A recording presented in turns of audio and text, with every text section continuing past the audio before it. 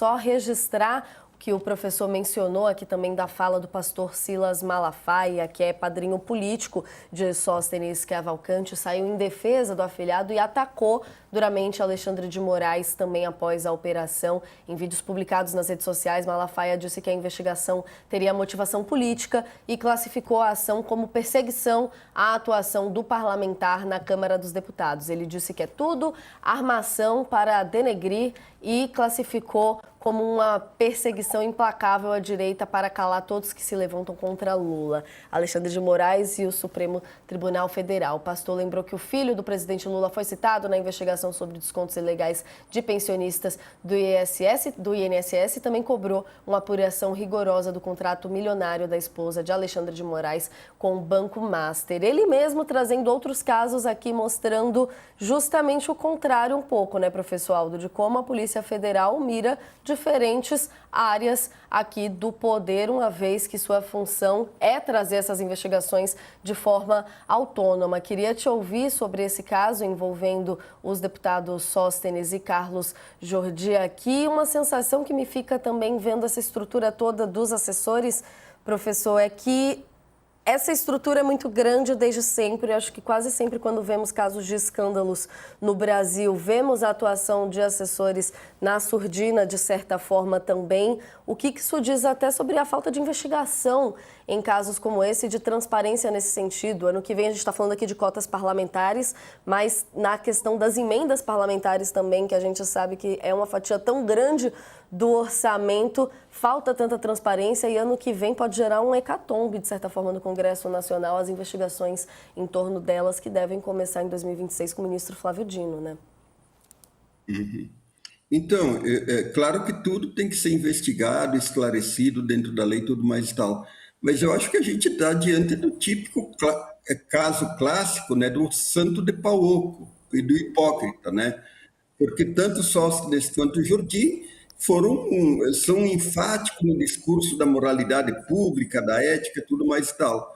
E, no entanto, estão pegos com a boca na botija, como se diz, né? Então, e agora o discurso de defesa do Silas Malafaia, ele é injustificável, assim como é injustificável dizer que o Sóstenes vendeu um apartamento e tinha 400 e não sei quantos mil reais no apartamento. Não há o que justificar.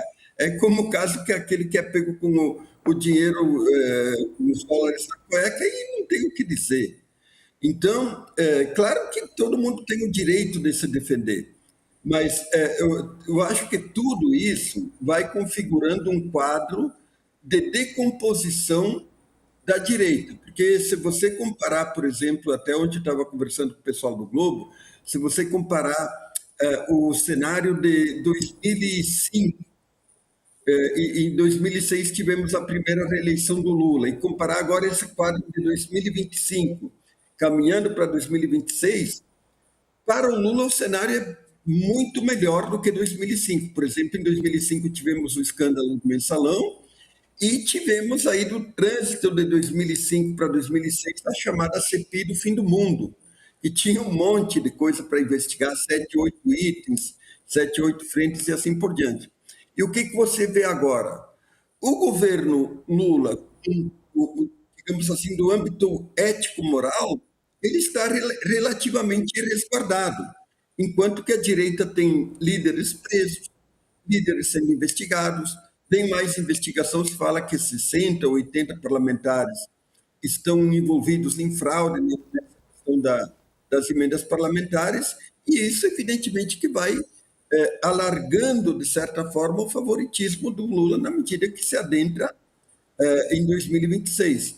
Claro que surgiu esse problema do filho do Lula, mas veja que se você comparar a atitude do Lula agora com a atitude do Silas Malafaia, é bem diferente. O Malafaia apela para a ideia da perseguição, e o Lula diz o seguinte: olha, se meu filho está envolvido, tem que ser investigado. Então, de certa forma, ele alivia a própria imagem e o próprio governo de uma possível contaminação. E tem também todo esse problema do escândalo do INSS. Eu acho que atinge o governo Lula, em certo sentido, mas também atinge o o governo Bolsonaro, porque é um escândalo supragovernamental, digamos assim. Ele atinge o governo Temer, atinge o governo Bolsonaro e atinge o governo Lula. Então, ali vai ser chumbo trocado. Qual que é o argumento que o governo Lula pode ter? Nós, no nosso governo, nós descobrimos o escândalo, investigamos mais tal. E a outra pauta que me parece assim que vai sobrando para a direita nas eleições do ano que vem, eu concordo com o Paulo, a direita está muito desorganizada, é a pauta da segurança pública.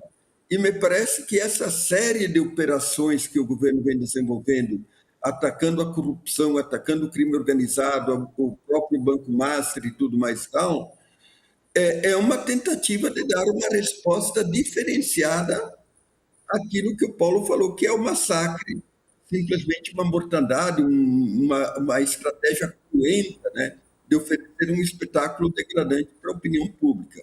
Então, esse eu acho que é o grande jogo. E, nesse sentido, me parece que a direita vem se atrapalhando. Tivemos ali a próprio PL da blindagem, né, que causou um impacto muito ruim na opinião pública. Tentaram viabilizar ali com o Oderite um projeto de lei que também foi contaminado na medida que aparentemente ele foi muito atacado no Senado, quando se diz lá que aquele PL, tanto o PL do Derite quanto esse projeto de lei da dosimetria do Paulinho, da Força, eles abrigavam interesses das organizações criminosas. Então, veja o quanto que a direita vai se auto-atrapalhando, quer dizer, ela vai se enforcando no próprio cadarço. Eu acho que esse é um pouco o jogo. Né? E um outro aspecto, Natália, que eu acho que tem que ser considerado, é que, por exemplo, desde 2013, você vem dizendo que a esquerda tinha perdido as ruas, né? E agora você vê uma certa retomada. Você viu uma retomada ali com a PEC da blindagem, e agora, na questão da simetria, em várias cidades nós vimos também protestos significativos. Enquanto que parece que a direita que dominou o cenário de mobilização de rua nos últimos 10, 12 anos, ela vem perdendo força.